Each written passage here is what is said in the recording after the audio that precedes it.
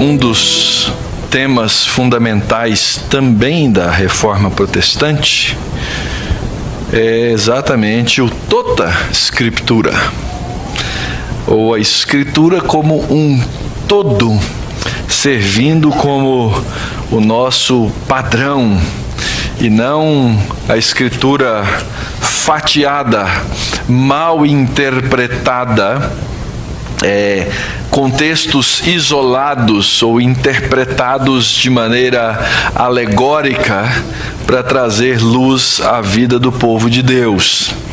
E nós temos tentado, irmãos, fazer isso, entender a Escritura como um todo, ou cada um dos textos que avaliamos e estudamos, tentar ver como ele se encaixa no todo da chamada história da redenção.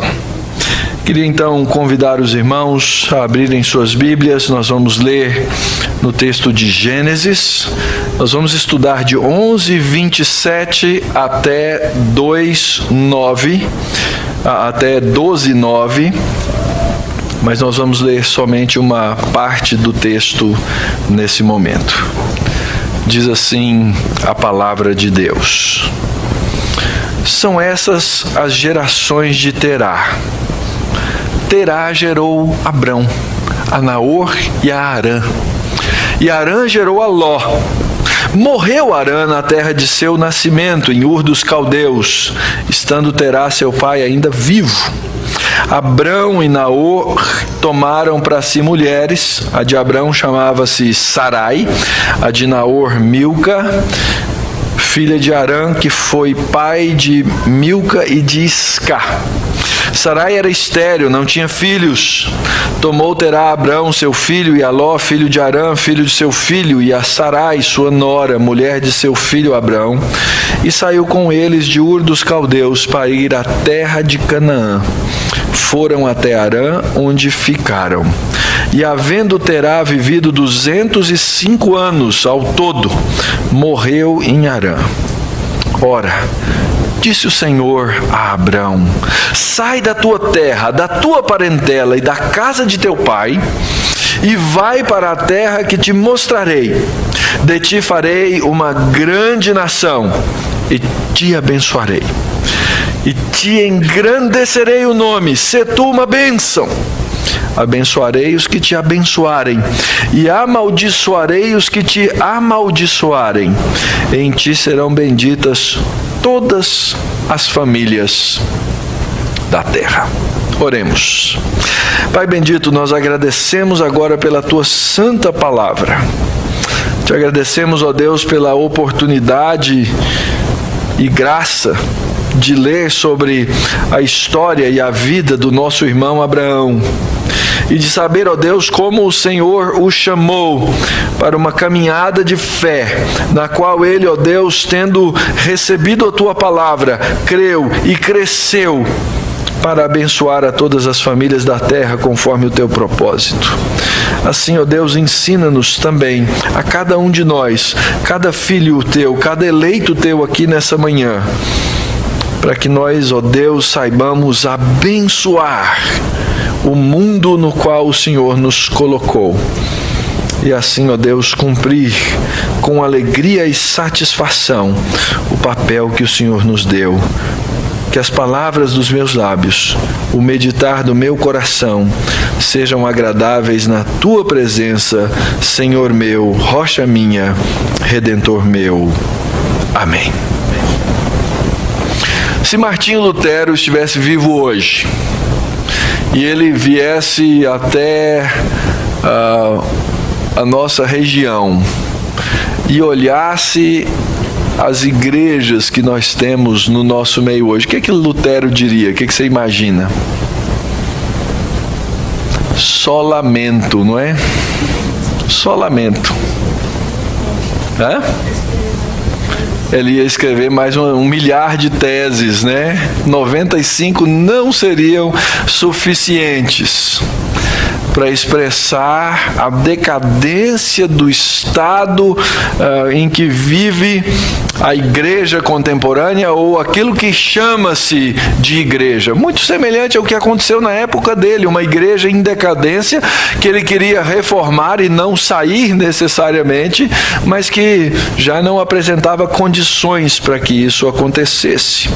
E um dos grandes problemas, de novo, da igreja contemporânea é que, além de fugir do solas, esquece-se facilmente de olhar para a Escritura como um todo e interpretá-la como um todo. Nessa série de Gênesis, nós estamos avaliando a grande história da Bíblia, desde a criação, na qual nós vimos o caráter de Deus, o mundo que Deus criou, a imagem de Deus no homem, o padrão de Deus para todas as coisas, e especificamente o padrão de Deus na sua imagem. Vimos a rebelião do homem, a chamada queda, a maneira como esse homem rejeitou a palavra de Deus, fez uma escolha pela palavra da serpente, pela palavra de Satanás. Vimos como o homem caiu nesse processo, os mecanismos da queda. Vimos a extensão da queda, a depravação total do homem, o mundo caído, e Deus trazendo luzes e esperança de regeneração, de vida novamente, para então nos mostrar a redenção. Como o homem reconheceu, como o homem viu agora e soube da boca de Deus que haveria duas sementes em luta, a semente da serpente e a semente da mulher, e como a obra da serpente seria uma obra constante de tentativa de destruir o caminho e as coisas de Deus. Então nós vimos isso nos 3 primeiros capítulos até o quarto capítulo de Gênesis, e depois na própria genealogia de Adão, vimos no capítulo 5 como havia uma esperança de luz no meio daquela semente. Entretanto, quando chegamos no capítulo 6 de Gênesis, mais uma vez vimos que a multiplicação do mal proliferou, as sementes se misturaram e mais uma vez a graça se faz absoluta e necessária de ser vista. Vimos então como o mal se multiplicou, vimos como Deus resolveu exterminar a raça humana e preservar e preservou a Noé junto com a sua família, para que um novo começo pudesse ser feito por meio daquela semente. E então nós começamos a ver que Deus tem uma aliança de continuidade. Esse é um dos temas que vai dominar toda a Escritura. Essa aliança de Deus com o seu povo, de fazer ou criar para si um povo e ser para esse povo o seu Deus. E aí então paramos nessa parte quando vimos mais uma vez que o homem, depois da destruição, rebela-se contra Deus. Lá em Babel tenta fazer o quê? Construir um grande nome para si, não se espalhar pela terra, não cumprir o propósito original de Deus, que era de fecundidade, multiplicação e encher a terra. Esses são temas que vão ser repetidos por toda a Bíblia. Um deles, além da aliança que já mencionei especificamente, é exatamente a terra. Deus é o Criador, Deus é o dono, e naquilo que é sua propriedade aconteceu uma rebelião. O homem passa a clamar para si mesmo a posse da terra e a posse das coisas. A posse da criação. A criação é de Deus. Deus cria o homem, coloca o homem nessa terra que Deus criou e ordena esse homem que cumpra um papel na terra de Deus. Quando o pecado entra no mundo, o homem rebela-se contra Deus e ele passa a clamar posse sobre as coisas. Eu passo a clamar posse sobre as coisas. Não é assim que nós fazemos? A minha casa, o meu carro, a minha família, e há um sentido em que são meus, mas há um sentido em que todas essas coisas, antes de me pertencerem, pertencem a Deus. Aliás, eu gosto de falar com boca cheia, com orgulho de pai dos meus filhos, não é assim? Mas a própria Escritura diz que os filhos são o quê? Herança do Senhor. Na verdade, não são meus, não me pertencem, pertencem a Deus, tão somente a Deus. E quando nós chegamos então no capítulo que vamos estudar, nesse começo do capítulo 12, final do capítulo 11, nós recebemos de volta o conceito da terra, o quando é que o homem recebe de volta a terra. Deus ordenou ao homem que enchesse a terra. O homem rebelou-se contra o Criador, caiu. Deus prometeu um resgate de que viria para destruir a serpente, nos deu o proto-evangelho. Deus separa uma semente santa, mas fica claro que essa semente santa, ela não é uma semente sanguínea, senão uma semente espiritual. E aí então nós vemos toda essa história da luta das sementes ao longo da narrativa bíblica. A última história, que foi a história de Babel, o homem recusa-se a encher a terra, Deus faz o quê? Deus espalha o homem por toda a terra. Deus coloca os homens em todos os cantos do mundo. E aí então eles perdem a força de fazer aquilo que eles queriam, que era construir um grande nome para si, conquistar o céu. É isso que eles queriam construir a torre para invadir o domínio de Deus. E agora Deus vai trabalhar com uma linhagem específica para encher, conquistar e abençoar todas as famílias da terra. E a história bíblica, ela é fascinante. Se nós entendêssemos a força que essas palavras, terra, aliança, semente, têm na Bíblia, nós a leríamos diferente, nós entenderíamos a dinâmica dela melhor.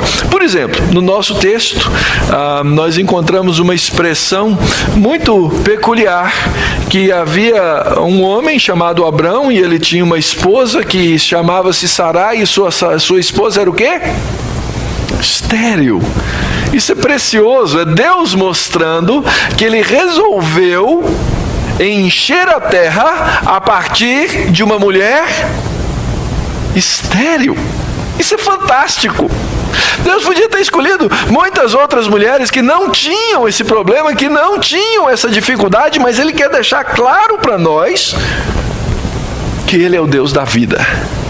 E que as coisas acontecem porque Ele quer e da maneira como Ele quer, e Ele usa os meios que Ele quer. Eu já contei essa história aqui uma vez, que eu vi no rádio um pastor de uma grande suposta igreja, que a nossa denominação hoje considera seita, chamada Universal, no qual ele disse com todas as palavras que Deus não tem nada a ver com o nascimento de crianças, que isso é tudo uma coisa natural. Isso não tem nada a ver com Deus. Isso aí é porque um homem e uma mulher se relacionam, se ajuntam, e aí biologicamente nasce uma criança. Nada mais mentiroso do que isso.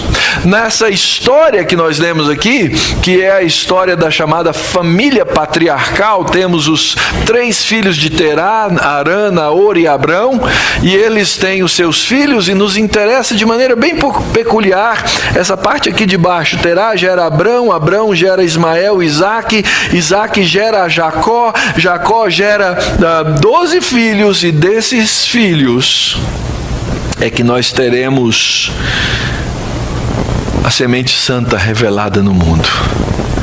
Aliás, de um específico vem aquele que será o Redentor de todos os homens. Se você observar bem, o nosso texto começou, e o autor fez questão de fazer isso, de marcar o início de uma nova era, dizendo: são essas as gerações de Terá. Lembra que eu falei que o livro de Gênesis é dividido em seções, e essas grandes seções do livro de Gênesis são marcadas por essa expressão. Essas são as gerações do céu e da terra. Essas são as gerações de Noé. Essas são as gerações de Adão. Essas são as gerações de Noé. E agora então começa um novo capítulo na história bíblica, que na verdade é marcado por essa geração que diz: esse tempo acabou, esse tempo terminou. São essas as gerações de Terá. Agora começa um novo tempo. Terá gerou Abrão, a Naor, a Arã e assim por diante. O que marca nesse texto esse fim de uma era que nos estudos bíblicos nós chamamos de a proto-narrativa, a primeira narrativa, a mais antiga narrativa a respeito do ser humano? A primeira coisa, nós vemos que há um homem que Deus usou para gerar tudo isso. Ele é tirado do meio de um mundo de paganismo e começa mostrando o pai daquele que é o herói da história. Ele começa com Terá, mas o herói da história é Abrão. Por que eu estou usando a expressão herói da história? Porque a pessoa que vai se destacar no texto, até no capítulo 25, é Abrão. Esse homem que foi parar aonde? Em Hebreus 11, na famosa galeria da fé.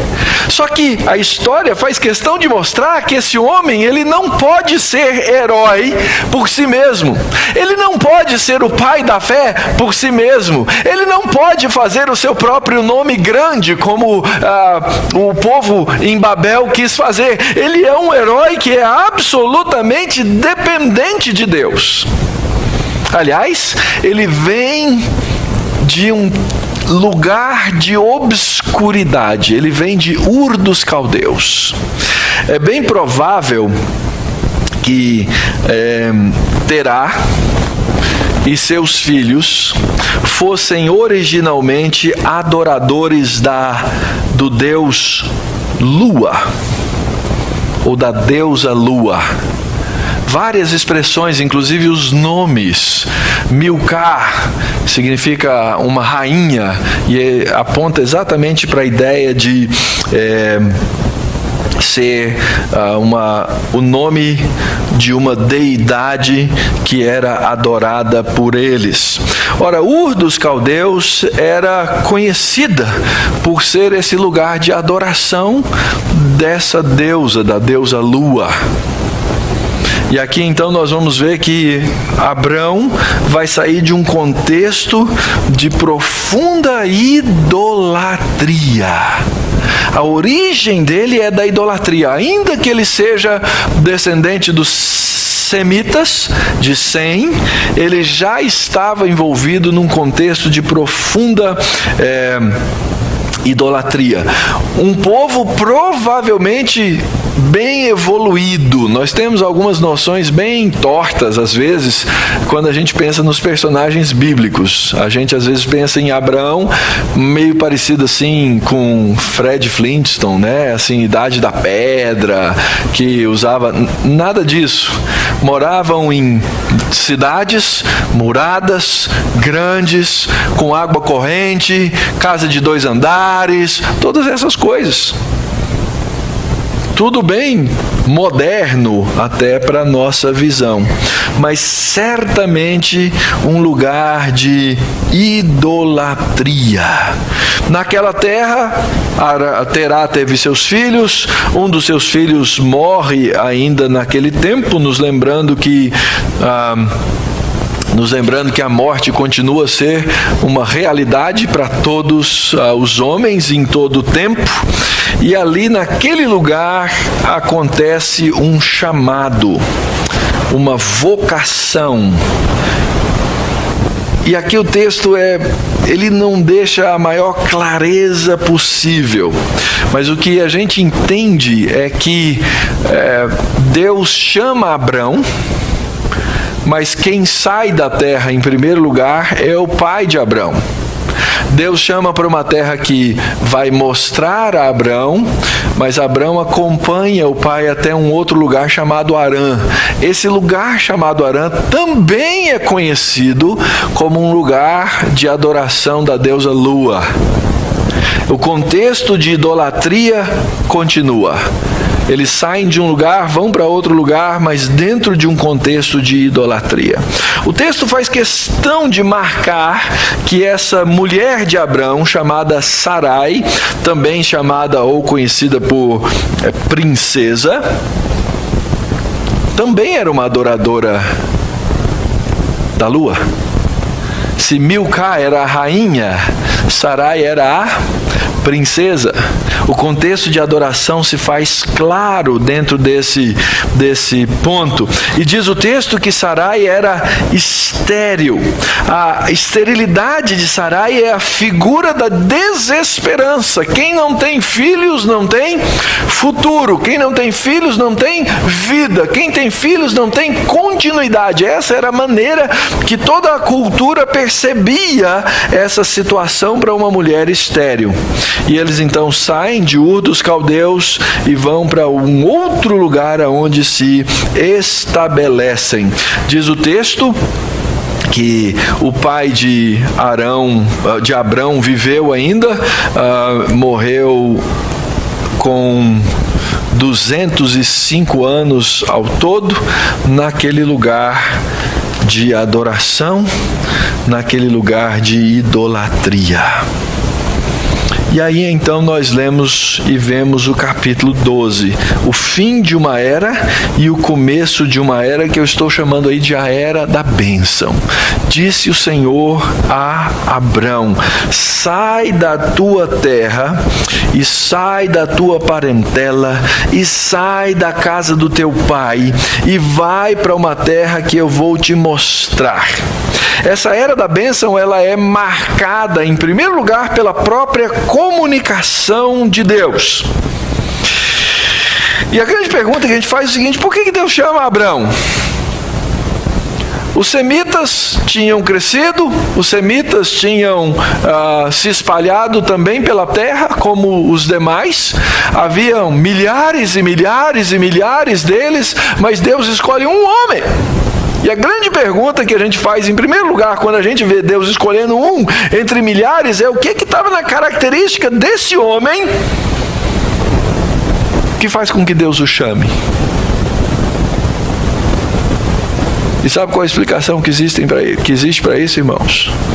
A explicação que existe para isso é graça.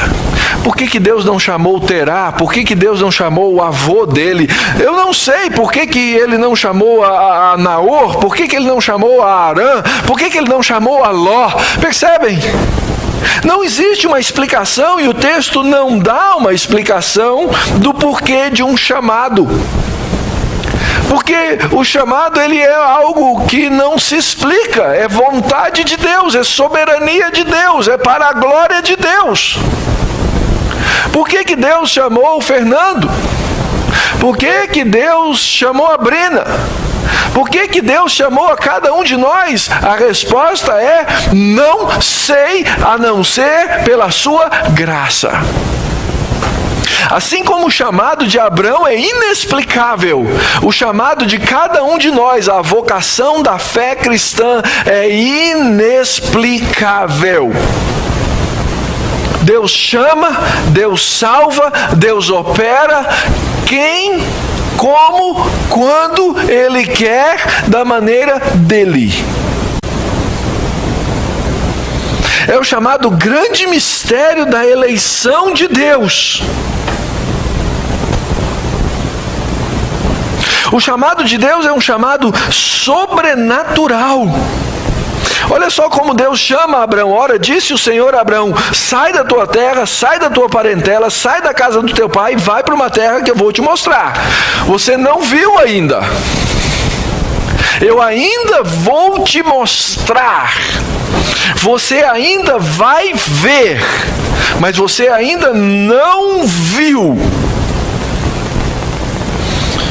É provável que Deus tenha chamado Abrão antes da morte do seu pai, até mesmo em Ur, não em Harã.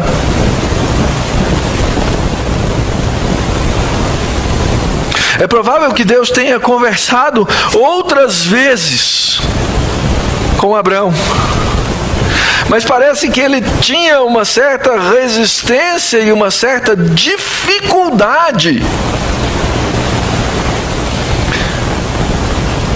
de responder a Deus imediatamente. É por isso que nós dizemos que existe aqui uma peregrinação na fé. Fé é assim, ela não vem toda de uma vez, num momento só. Ela é nos dada, ela é plantada no nosso coração e nós cremos. Isso é fato, acontece uma vez. Mas a partir daí, é óbvio, pelo relato da Escritura, que nós podemos crescer ou não na fé. Quando a gente lê a história de Abraão, a gente vê um homem amadurecendo na fé. É muito interessante observar isso. A fé é uma peregrinação. Eu queria já chegar com tudo pronto, tudo feito. Não, Deus fez todas as coisas. Jesus realizou uma obra perfeita, pronta e acabada por mim e para mim. Mas agora Ele me encarrega de caminhar com essa fé, de viver uma vida de peregrinação na qual eu vou aprender. E isso começa com um chamado. Deus chamou. E o chamado foi radical. Imagina você receber esse chamado. Sai da tua casa. Sai do meio daqueles que provavelmente são as pessoas no mundo que mais te valorizam. Sai da tua terra, o lugar que você conhece, o lugar que você sabe plantar, colher, cuidar do seu gado, o lugar onde você já conquistou e as pessoas consideram que é o seu domínio. Sai da sua parentela e vai para uma terra que eu vou te mostrar. E ele vai para uma terra que ele não sabia. É interessante essa expressão do texto, sai e vai. Ela mostra um corte radical de coisas. E eu acredito que isso deve ser parte da caminhada de todo cristão. Quando conhecemos a fé verdadeira, que é dom de Deus e que é plantada no nosso coração, existem coisas na nossa vida que precisam ser radicalmente deixadas para trás. Nosso grande problema como cristãos é que nós queremos fazer assim um meio caminho, um comprometimento. Deus, se eu deixar só 90% e guardar 10% não dá. Deus falou, não, vai e deixa tudo. Esse compromisso radical com a fé é o que Deus chama o pai da fé para fazer. Mas é impressionante que ele fez por passos. Deus o chama para uma caminhada radical e ele foi, às vezes, no começo, meio vacilante nos seus passos. Essa história dele ter sido chamado provavelmente em Ur dos Caldeus e só respondeu ao chamado depois que o pai morreu, depois que eles estavam em Harã, é uma mostra disso. E Deus então começa a lhe fazer promessas. Aliás, ele começa dizendo que ele vai cumprir na vida de Abraão aquilo que era desejo dos homens. Lembra, Babel foi construída para quê? Vamos fazer para nós um grande nome.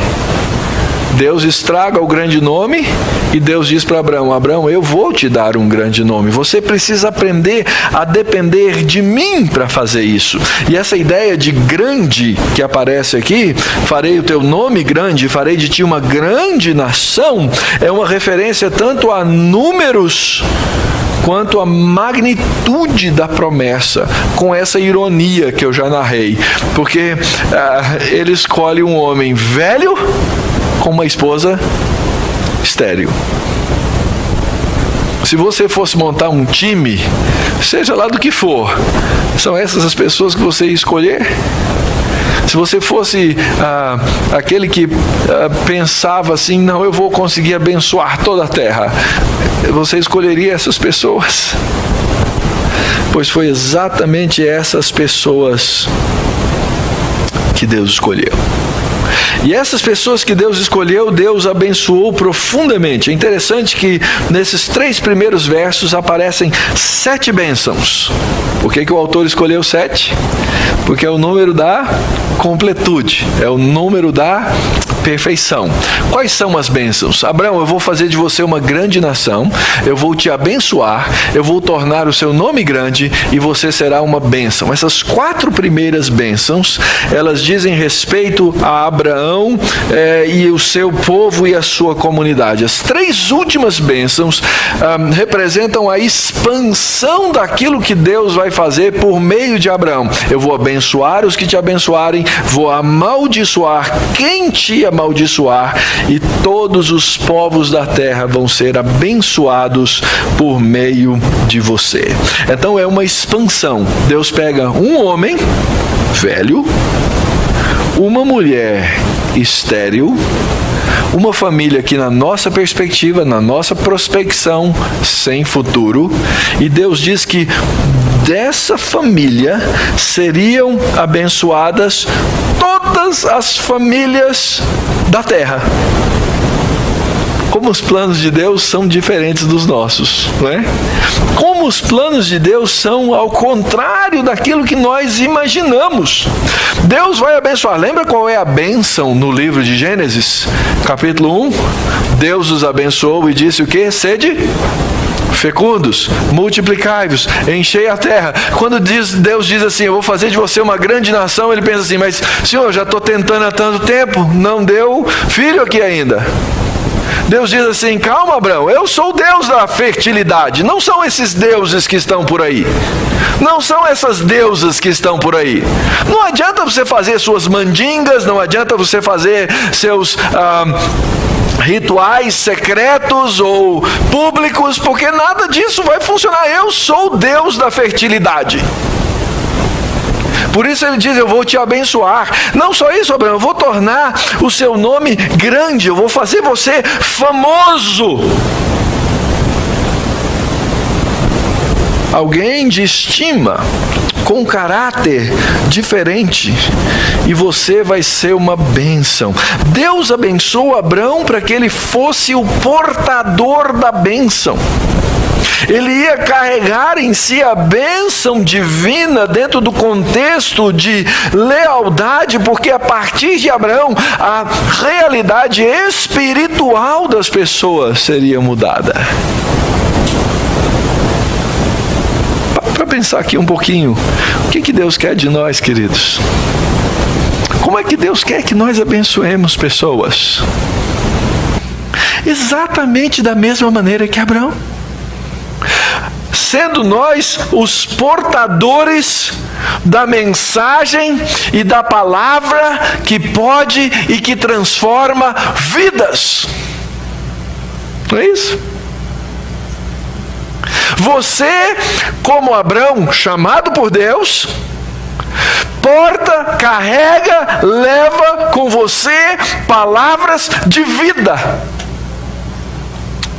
Pensa em como Deus quer usar você para abençoar a vida espiritual de outros. Mudar a vida espiritual de outras pessoas. Alterar a realidade espiritual de outros que vivem nas trevas. Quem sabe que adoram a lua.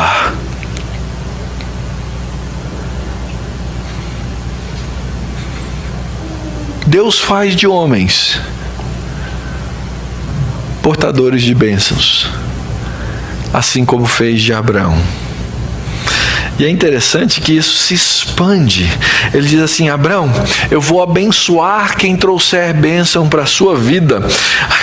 E a nossa tradução, ela não nos ajuda muito aqui, porque diz, no nosso texto diz assim, e amaldiçoarei os que te amaldiçoarem. Está no plural na nossa tradução. Na língua original diz assim, eu vou amaldiçoar aquele que... Não usa o mesmo plural. A força da maldição é menor do que a força da bênção. Eu amaldiçoo aquele que te amaldiçoar, mas eu abençoo aqueles que vão te abençoar. E todos os povos da terra serão abençoados por meio de você. Ele agora é o homem que Deus usa como um vaso de bênção. Lembra desse hino? Quero ser um vaso de bênção. Como a palavra vaso tem mais de um significado, alguns bons e alguns ruins, inclusive na língua portuguesa, não é?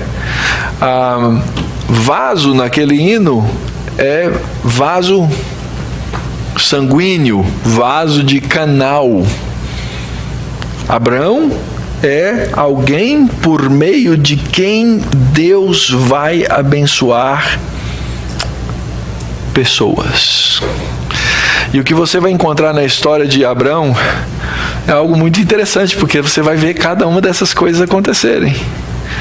Há determinados momentos em que Abraão foi chamado para ser bênção e ele foi o operador da maldição. Lembram disso? Quando ele mentiu e a esposa dele foi levada para um harém, o que aconteceu?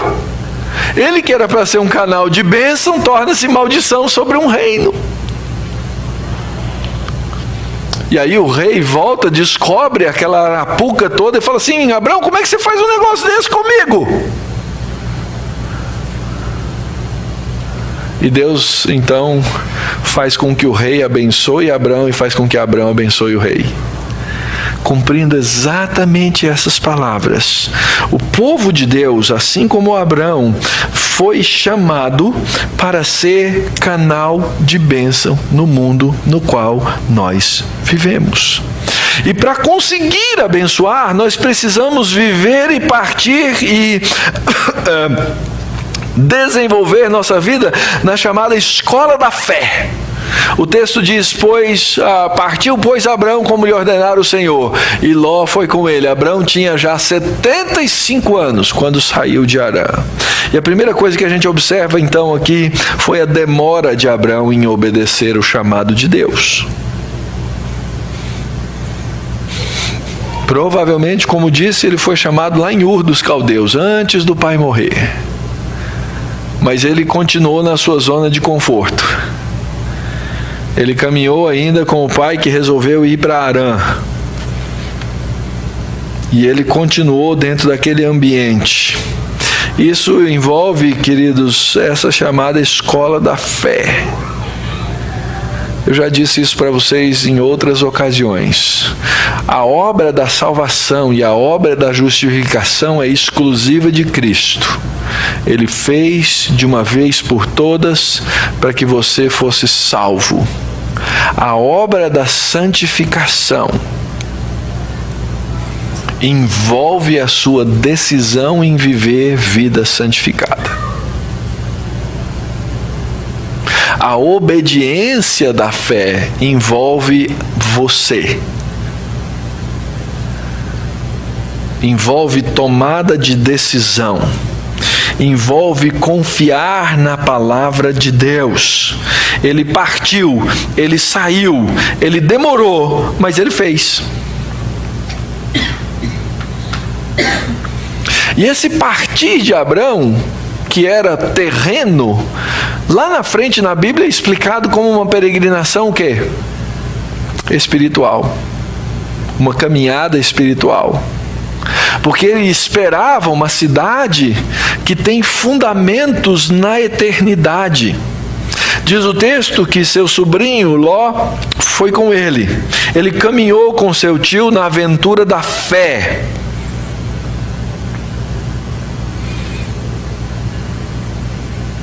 E ele foi passando pelos lugares aos quais ele deveria levar bênção. Diz o texto que ele levou Sarai, sua esposa, Ló, filho do seu irmão, ele o adotou. Ele tinha outros bens, outras riquezas, e eles foram para a terra de Canaã e lá chegaram. Foi uma trabalho de começar e terminar. Assim como em Babel os homens não conseguiram completar nada e não conseguiram fazer o seu nome grande, aqui a tarefa é completa, porque ela não foi decisão dos homens, ela foi ordem de Deus e ele foi obedecendo a Deus. Ele completou a tarefa. Atravessou Abrão a terra de Siquém até o carvalho de Moré.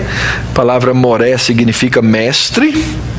E nesse tempo os cananeus habitavam a terra. Então foi uma jornada de Abraão até chegar a lugares aonde Deus o envia. E o que vai acontecer nessa peregrinação de Abraão é muito interessante, irmãos, porque ao longo da história ele vai plantar altares. Esse carvalho de Moré provavelmente era um lugar de adoração pagão. O texto faz o alerta, né? Os cananeus moravam nesse lugar e eles adoravam os deuses cananeus. E você precisa lembrar que a história está sendo contada para o povo que vai entrar na terra prometida de novo. Na mesma terra que Deus prometeu para Abraão, agora eles estão voltando de uma peregrinação, passaram um tempo no deserto e agora estão voltando para essa terra. E eles vão encontrar esses mesmos lugares, e eles vão encontrar esses mesmos deuses. E eles vão passar pelas mesmas lutas, e vão ter que fazer a mesma peregrinação que Abraão fez, para que agora eles vivam na chamada terra de Deus. Quando finalmente ele está na terra de Deus, Deus volta de novo. Talvez Abraão estivesse se perguntando assim: será que eu estou no lugar certo? Deus disse que ia me mostrar, eu fui indo. E o verso 7 diz: apareceu o Senhor a Abraão e lhe disse: darei à descendência essa terra. E quando ele chega na terra, ali é plantado um altar. E ali depois ele vai para um outro lugar de adoração, que era Betel. Aliás, Betel é o segundo lugar mais mencionado na Bíblia. Primeiro é Jerusalém, segundo é Betel. Ele chega a Betel, arma a sua tenda, e ali ele faz o quê? Ele edifica um altar ao Senhor. E ali ele invoca o nome do Senhor. Deus promete então o quê? A terra. Deus promete a terra à descendência de Abraão, e Abraão então passa a ser um plantador de altares. Ele marca o lugar com a presença de Deus. Ele adora a Deus naqueles lugares. Ele reconhece que aquele lugar é o lugar de Deus. Aliás, a palavra Bet-El significa o quê? Casa de Deus. E ele diz: aqui é o lugar que Deus me chamou, e aqui é o lugar que eu vou viver, e aqui é que Deus vai cumprir a sua palavra. Irmãos, quantas coisas temos aqui para aprender com a peregrinação da fé de Abraão. Quantas coisas, irmãos. Primeiro,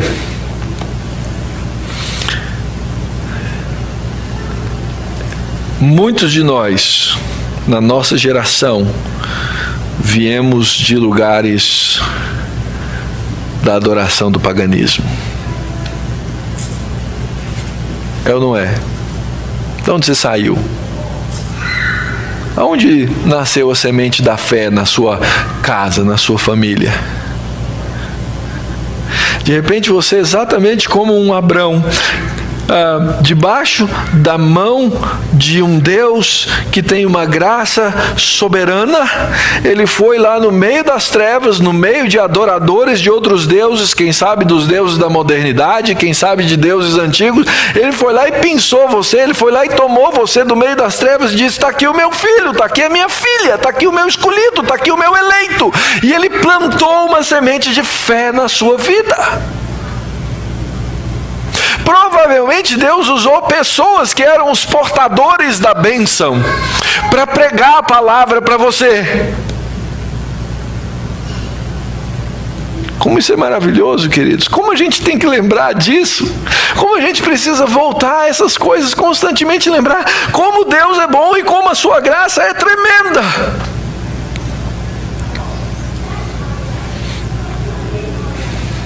Eu fui salvo das trevas para ser o portador da bênção de um Deus que é luz. Os meios que Deus usou, você vai encontrar aí na sua história particular. Mas o fato é que Deus fez essa obra. Segunda coisa, você precisa entender, e eu preciso entender, que nesse mundo nós somos peregrinos. Nós fomos chamados para viver e para andar por fé. Por fé. Fé no quê? Fé na palavra de Deus. É interessante, é a mesma coisa. Lá no passado Deus chegou e falou para Abraão. Hoje eu abro a Escritura e Deus nos fala, Deus me fala. Ele nos fala hoje pela sua palavra. Eu tenho para essa peregrinação, eu tenho um guia para a obediência. Às vezes na nossa ansiedade vem aquela história, mas eu queria tanto escutar a voz de Deus, não é? Audível. Sabem do ditadinho, né? É só ler a Bíblia em voz alta. Porque ele fala na Escritura. Ele fala na sua palavra. Você tem um Senhor dessa história. E o Senhor dessa história é aquele que é o verdadeiro descendente de Abrão. Deus diz: eu vou dar para você essa terra, vou dar essa terra para a sua descendência. E lá no Novo Testamento a gente descobre que o descendente de Abrão não era exatamente Isaac, ou Jacó, ou Judá, mas aquele que dessa linhagem veio, Jesus Cristo, o único mediador entre Deus e os homens, aquele que é o nosso Senhor. E você vive para um propósito, assim como Abraão deveria viver. O propósito final de todas as coisas, a glória de Deus. A glória de Deus. Quando você conseguir entender isso, você entender que você é o portador da bênção, e sendo você o portador da bênção, você leva a bênção de Deus para todos os lugares, para todos os lados. Você vai entender o que é viver para a glória de Deus. Você vai entender que o seu pecado não glorifica o nome de Deus. Você vai entender que o egoísmo não glorifica o nome de Deus. Você vai entender que querer fazer o seu nome grande não glorifica o nome de Deus. Mas exatamente o contrário. Nós vivemos, o povo de Deus, eu vivo com um propósito. Cada vez que eu chamo atenção para mim e não para Cristo, eu não glorifico o nome de Deus. A minha vontade, o meu desejo deve ser glorificar o nome do meu Senhor. Então, queridos, no final da história, o que é que nós devemos fazer? Lembra lá no Facebook eu coloquei lá, não é? O que tem esse texto a ver com João 3,16 e Mateus 28? É muito simples. Deus mandou Jesus para esse mundo por causa do seu amor, com um propósito muito claro: fazer com que a bênção de Abraão alcançasse todas as famílias da terra.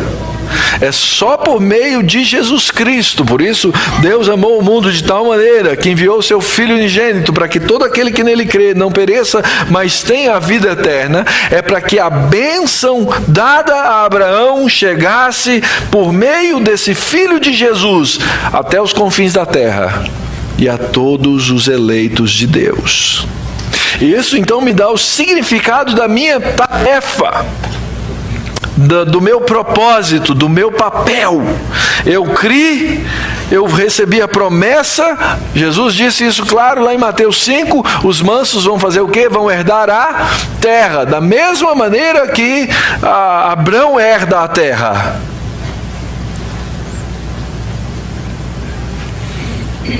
E então a gente sai por todo mundo pregando o Evangelho para toda a criação de Deus, para que os eleitos de Deus, para que o povo de Deus ouça a palavra, creia, converta-se e encha a terra.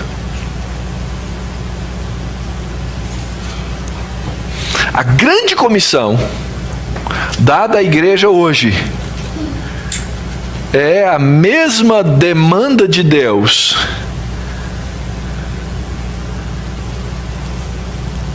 feita a Abraão. Sabe por quê? Porque eu não sou desse mundo. Eu sou peregrino aqui. Eu não posso ter medo de pregar a palavra de Deus. Antes eu tenho que ter ousadia em pregar essa palavra, para que os homens herdem a terra. Quarto, você precisa deixar muita coisa para trás, e pode ser que hoje seja o dia de avaliar o que você não deixou para trás e precisa deixar. Provável que você já tenha deixado muitas coisas, mas pode ser que algumas você tenha deixado, sabe, aqueles 15% de reserva. Deus quer que você deixe tudo que faz parte do seu amor a esse mundo para trás, para amá-lo de maneira integral. E então cabe a cada um de nós avaliar onde eu me encontro nessa caminhada da fé. E se a gente tivesse assim um reloginho, né, de 0 a 100%,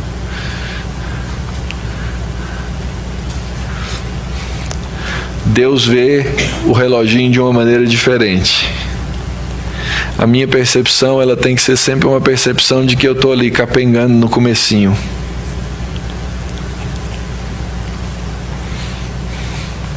Mas à medida em que eu vivo a vida cristã e a vivo em obediência, eu olho para trás e eu aprendo que o meu progresso nesse reloginho nunca foi por causa da minha capacidade. Sempre foi fruto da graça de Deus. Sempre, sempre, sempre. Apenas lembrando o que a Escritura falou. Pela fé, Abraão, quando chamado, obedeceu, a fim de ir para um lugar que devia receber por herança. Partiu sem saber onde ia. Pela fé, peregrinou na terra da promessa como em terra alheia, habitando em tendas com Isaque e Jacó, herdeiros com ele da mesma promessa. Por quê? Porque ele aguardava a cidade que tem fundamentos, da qual Deus é o arquiteto e o edificador. Então, queridos, andemos nessa caminhada, continuemos nela, construamos os pilares da nossa lembrança de quem nós somos, participando agora da ceia do Senhor.